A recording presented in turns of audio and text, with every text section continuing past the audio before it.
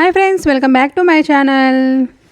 So friends, ఈరోజు వచ్చేసి నేను కొబ్బరి పచ్చడి చేస్తున్నాను అనమాట. సో అప్పటికప్పుడే ఎలా ఈజీగా పర్ఫెక్ట్గా చేసుకోవచ్చో హోటల్ స్టైల్లోనే చేసుకోవడం చూపిస్తాను. సో ఫ్రెండ్స్, ఛానల్లోకి వెళ్ళే ముందు ఇదే మన ఛానల్ని ఫస్ట్ టైం చూస్తున్నట్లయితే సబ్స్క్రైబ్ చేసుకోండి. ఇంకా ప్రాసెస్లోకి అయితే వెళ్ళిపోదాం. సో నేను కొబ్బరికాయ పచ్చడి ఎలా చేయాలో హోటల్ వాళ్ళని అడిగి తెలుసుకున్నాను. సో ఈ విధంగా కొబ్బరి ముక్కల్ని చిన్న చిన్నగా కట్ చేసుకోవాలన్నమాట. సో వెనకాల పెచ్చంతా తీసేసే వరకు మనం చాక్ని ఇలా యూజ్ చేసి తీసేయాలన్నమాట.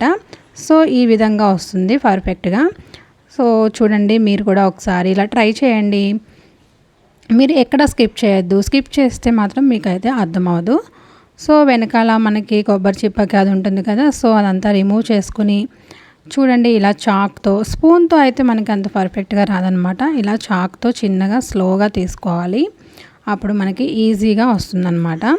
సో ఈ విధంగా కట్ చేసుకున్న తర్వాతకి నేను అన్నీ కట్ చేసుకున్న తర్వాతకి మొత్తం అన్నీ కలిపి వాటర్లో అయితే ఇలా ఒక 2 టైమ్స్ అయితే వాష్ చేసుకోవాలి. సో తర్వాత మిక్సీ జార్లోకి ఇలా తీసుకోవాలన్నమాట. నేను 2 టైమ్స్ వాష్ చేసుకున్న తర్వాతకి కొబ్బరి ముక్కల్ని ఇలా మిక్సీలో అయితే వేస్తున్నాను. చూడండి, నెక్స్ట్ వచ్చేసి మనం కారంగా రుచికి మనకి ఎన్ని పచ్చిమిర్చి కావాలో అంటే మనం తీసుకునే కారాన్ని బట్టి అయితే యూజ్ చేసుకోవాలి. సో నేనైతే ఇంకా ఇది కారం సరిపోతుంది, మరీ ఎక్కువ కారంగా ఉన్న అయితే బాగోదన్నమాట. సో తర్వాతకి చిన్నగా ఆయిల్ వేసుకొని మనం పచ్చిమిర్చి అనేది సో కలర్ చేంజ్ అయ్యే వరకు కొంచెం పచ్చివాసన అయితే వస్తుంది కదా, సో ఈ విధంగా కలర్ చేంజ్ అయ్యే వరకు అయితే వేయించుకోవాలి. ఒక 1 to 2 minutes అయితే పడుతుందన్నమాట. సో ఈ విధంగా కలర్ చేంజ్ అయిపోయిన తర్వాతకి చల్లారిపోయిన తర్వాత మనం అప్పుడు మిక్సీ జార్లో అయితే వేసుకోవాలి. చూడండి, ఇందాక వేసిన దానికి ఇప్పుడు వేసిన దానికి కొంచెం కలర్ చేంజ్ అయితే వచ్చింది కదా. సో చల్లారిపోయిన తర్వాత అలా ఉంచి తర్వాత అందులోనే కొంచెం కొత్తిమీర, అలాగే కరివేపాకు, సో ఇవి పచ్చి వాసన పోయేంత వరకు సో 1 second అయితే అలాగా 1 నిమిషం పాటు ఒక 1 minute అయితే పడుతుంది. ఒక 1 minute వరకు ఇలా వేయించుకున్న తర్వాత పచ్చివాసన పోయేంత వరకు సో ఇందాక మనం పచ్చిమిర్చి ఇవి ఉన్నాయి కదా, ఇవి చల్లారిపోయిన తర్వాత మిక్సీ జార్లోకి అయితే వేసుకోవాలన్నమాట.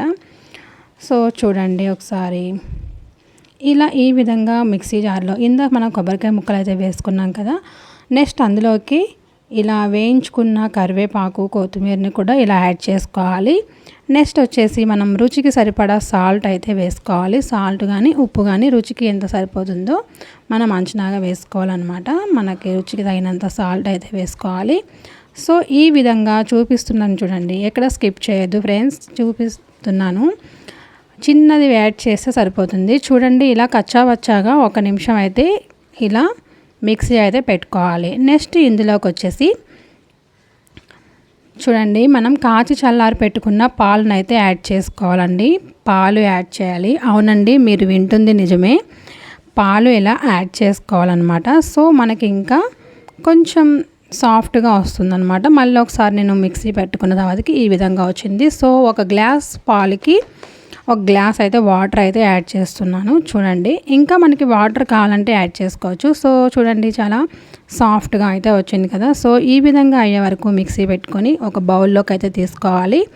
నెక్స్ట్ వచ్చేసి మనం పోపు పెట్టుకుంటాం కదా చట్నీకి, సో అందరికీ ఇష్టం ఉండదు. సో ఇష్టమైన వాళ్ళైతే పోపు పెట్టుకోండి. ఆ పోపులోకి కూడా మనం స్పెషల్గా ఏం చెప్పనవసరం లేదు, మీ అందరికీ తెలిసే ఉంటుంది కదా. సో పచ్చిశనగపప్పు, కరివేపాకు, ఎండుమిర్చి ఇవన్నీ వేసుకొని జస్ట్ ఇలా పోపు పెట్టుకుని చట్నీలో అయితే వేసుకున్న తర్వాతకి మొత్తం ఒకసారి కలుపుకుంటే సరిపోతుంది. అంతే అండి, ఏ టిఫిన్లోకైనా సరే మనం ఎంతో ఇష్టంగా తినే కొబ్బరి చట్నీ అయితే రెడీ. సో మీరు కూడా ఈ రెసిపీని ట్రై చేసి ఎలా వచ్చిందో కింద కామెంట్ బాక్స్లో కామెంట్ చేసేయండి మరి. సో మీరు కూడా లేట్ చేయకుండా ఈ రెసిపీని కూడా మీరు ట్రై చేయండి ఫ్రెండ్స్. నచ్చితే కనుక subscribe. Bye friends, see you.